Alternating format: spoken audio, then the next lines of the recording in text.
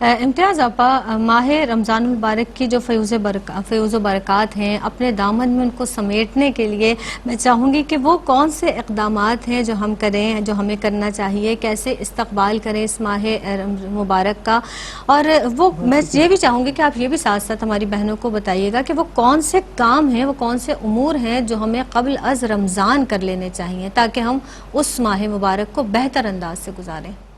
शुक्रिया ज़ैनब, हम रोज़मर्रा की मामूलात पर निगाह डालें तो हम जिस दौर से गुजर रहे हैं ये एक मादा परस्ती का दौर कहलाता है, मशीनी दौर भी कहलाता है, और आप देखिए तो हर शख्स एक मसरूफियत में नज़र आता है। अगर हम चाहते हैं कि हम रमज़ान मुबारक की फ़ैज़ व बरक़ात को बेहतर अंदाज से समेट सकें तो उसके जो उलमा ने तरीके बताए हैं कि अपने आप को थोड़ा सा मुनज़्ज़म कर लें।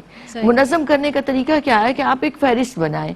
बहुत से हम ऐसे काम कर रहे होते हैं जो बिल्कुल गैर ज़रूरी होते हैं, तो गैर ज़रूरी कामों को रमज़ान मुबारक के लिए ख़ुसूसी तौर पर निकाल दे फ़हरिस्त से कि उन्हें हमने नहीं करना।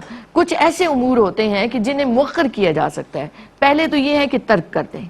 वो तर्क करना क्या है? वो ऐसी पार्टियां, ऐसी चीज़ें, ऐसी पिकनिक्स जो लग़्व है, जो दूर ले जाती हैं इस्लाम से और शरीयत से और दीन से और अल्लाह से, तो उनको तो तर्क करना है हमें। दूसरी वो चीज़ें हैं कि जो थोड़ी गैर ज़रूरी हैं, जो अगर रमज़ान में ना की तो कोई हर्ज नहीं होगा, उन्हें मुअख्खर कर दें। रमज़ान मुबारक में कम अज़ कम उन्हें ना करें। तीसरे वो उमूर हैं जो हम ज़रूरी समझते हैं। ये ज़रूरी क्या है? एक तो हमें इबादत करनी है, दूसरा हमें सहरी और इफ्तारी का एहतमाम करना है। तो इन ज़रूरी चीज़ों को हमने ऑर्गेनाइज करना है कि हम कैसे रमज़ान से ज़्यादा बेहतर फ़ायदा उठा सके। देखिए, एक तो तरीका ये है कि आपने किचन का जो काम करना है, हम ग्रोसरीज वगैरह हम पहले ले आते हैं। यहाँ मैं ये भी एक मैसेज देना चाहूंगी कि आप इत्माम करें, दूसरों के घरों में भी पहले आप राशन पहुंचा दें। देखिए, एक तो है कि जिन पर ज़कात फर्ज है वो तो निकाल ही रहे हैं, मगर आप देखिए तो इन्फाक फी सबीलिल्लाह की अल्लाह ने कोई निसाब की हद नहीं रखी। आप जैसे अपना ले रहे हैं वैसे ही आप ग्रोसरी किसी और के लिए भी खरीद लें। देखिए, इफ्तार अगर किसी को आप खजूर से भी करा देते हैं ना तो आपकी दोज़ख से निजात का बंदोबस्त हो जाता है। तो आपने इत्माम कर दिया किसी के घर के लिए सहरी और इफ्तारी का, तो अल्लाह रब्बुल इज्जत की रहमतें आपके साथ हो गई हैं। तो इसलिए उसका एहतमाम आप पहले से करें। मैं खसूसी तौर पर कहूंगी कि जैसे बहुत से ऐसे काम होते हैं, आपने लहसुन और अदरक और पता नहीं क्या कुछ करना होता है खवातीन ने, किचन का एहतमाम करें, तो उनको आप पहले से करके रख दें आप, ताकि आपका वो टाइम बच सके जो आपने रोजे में और कुरान पाक की तिलावत में गुजारना है।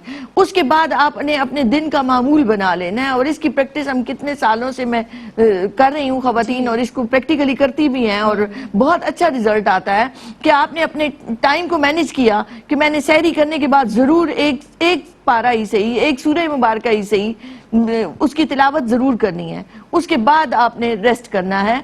तो आपने फजर पढ़ ली सहरी के बाद और एक कुरान पाक की तिलावत कर ली, फिर आपने दिन का कुछ हिस्सा सो लिया, अब सोकर उठे, आप फ्रेश हो गए हैं। अब आप अगली नमाजों का एहतमाम करें और अगले इफ्तार का एहतमाम करें। तो इस तरह से आप मुनज़्ज़म तरीके से, आप रोज़ों के बाद आप फारिग हो गए हैं तो अब आपने तरावी का एहतमाम करना है। आप तरावी जरूर अदा करें। जिन बहनों के पास एहतमाम है वो मसाजिद में चली जाएं। कई जगह पे मसाजिद में एहतमाम नहीं किया जाता, तो घरों में तरावी का एहतमाम करें, मिलकर अदा करें, ये ज्यादा बेहतर है। अगर मिलकर नहीं भी है तो इनफरादी तौर पर वो 20 रकअत है नमाज के बाद आपने अदा करनी है, उसका एहतमाम करें।